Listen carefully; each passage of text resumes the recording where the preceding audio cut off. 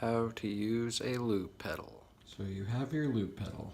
You can either put batteries in the backside, or buy a 9-volt and plug it directly into here.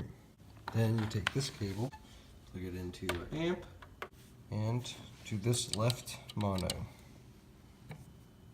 Second from the left. We'll turn it on. Take your second cable, and once again plug it into left mono. This is what is going to go into your instrument. I'm going to turn on the drums, and there are different settings with the tempo. So if you hold down tab tempo, it'll show you your settings. So right now we're on nothing. There's automatic, which will start when you start, and there's count, which will do a 3 count before it actually starts recording, which I like to use if I have something I have planned out that I want to do perfectly on the first run. So it will blink, but will not actually record for the first 3 counts, I believe, I'm not sure. But you will see that it blinks, and I will not start playing until my count has started, so that the loop does what I intend it to do. So here I go. Now it's recording.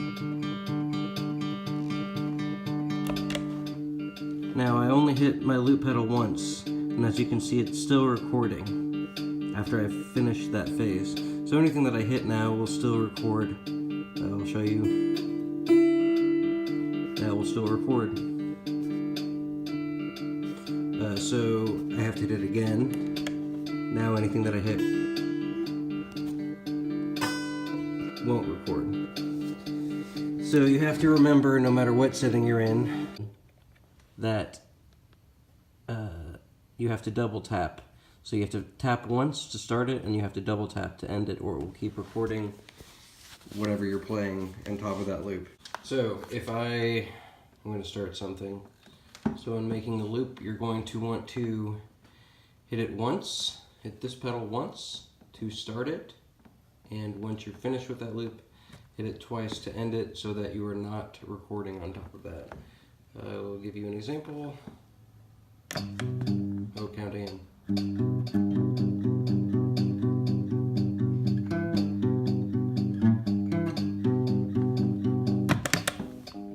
Now I hit it twice, so it's not recording anything. Just playing what I already played, so now I could have continued to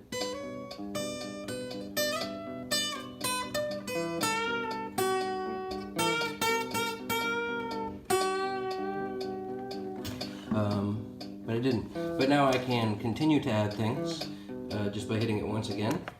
Now anything I play will be recorded. I hit that and I didn't like it. So you can hit that once to stop it and it's still gonna play that ugly thing. But if you want to make that go away, all you have to do is hold this. It will blink and be undone. In the same way, if you actually liked something that you did and you just wanted it to fade out, you could do that, and then you could bring it back by, once again, holding, and it will blink and redo it. So let's say you made something, you didn't like it, you want to undo it, you've undone it. Okay. Now, if I hit this again, to start a new loop, I can add whatever I want, and that next thing will not. That thing won't be in the song at all. That memory has been erased.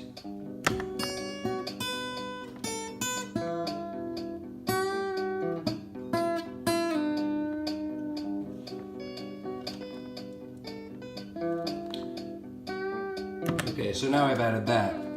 Let's say I want to add another thing. I can add another thing, but that last thing I added, I can't take that off once I add another thing. So I'll just do that.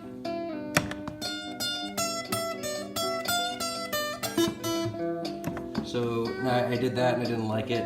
I want to undo that. That thing I added as an underlayer is still there and I can't undo that. So the best way to go about this would be start something that you know that you're gonna like, or you know, you can mess around, do whatever you do you. But just make another recording.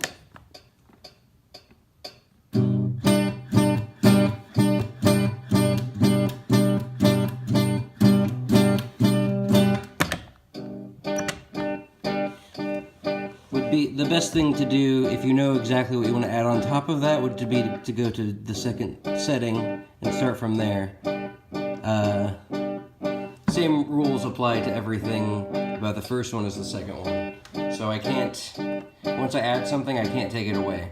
So if you like this, what you've done right now, and you're worried about adding something onto B, okay, in general I would make something on A, stop it, push and hold, push right, and then hold right. Push right and push right again, and it will save it. So that's there no matter what. Now we can start on B, and I'll do a little.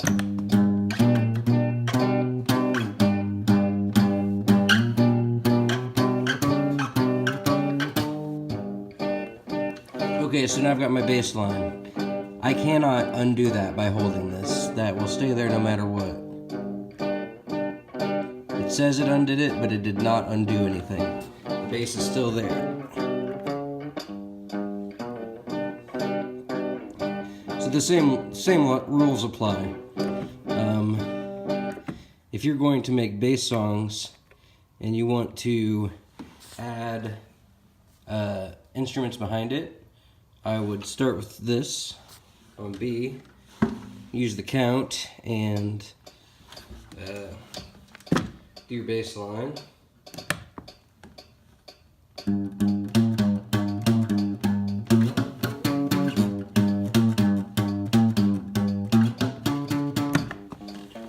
So that you can make your backing track all on A and never even play B. You will play the line, the bass line, is my assumption of what you want to do. I don't know what you want to do, I'm not trying to tell you how to do your thing, but that's probably the easiest way that I would do it.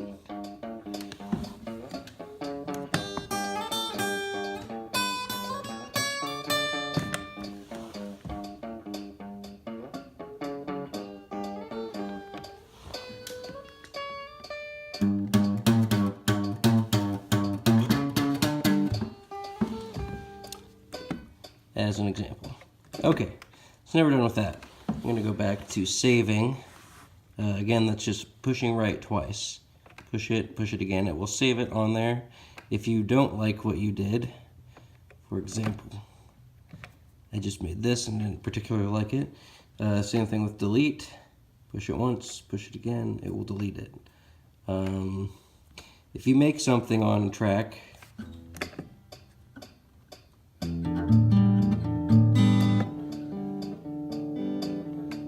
you can also, just if you don't save it and you go to another track, that will make this track disappear. So never do that on accident, but if you want to do that on purpose, it's pretty easy instead of having to start it all over again, because now that's gone. That doesn't exist anymore because I went to a different track, didn't save it, and went back. Let's see. So then there's all the effects. You just turn that on. It won't affect it until after you've made something. So, for instance, delay might be easier to use with a tempo. Tempo is going to help you a lot, probably in general, but.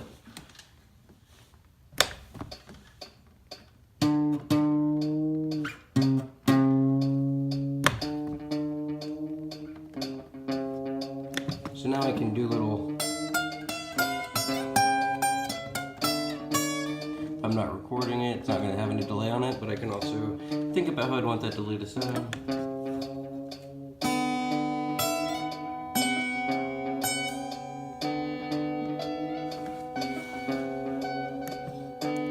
Now you can go float through any of the sounds.